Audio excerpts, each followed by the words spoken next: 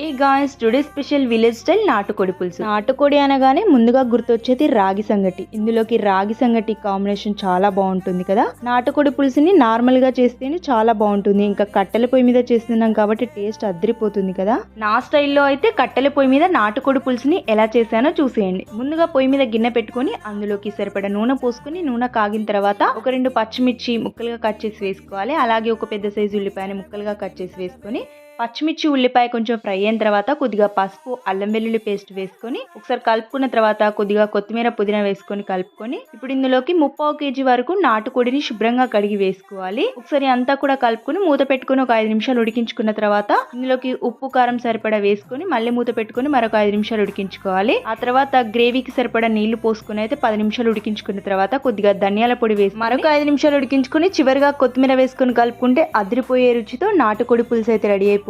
మీరు ట్రై చేయండి.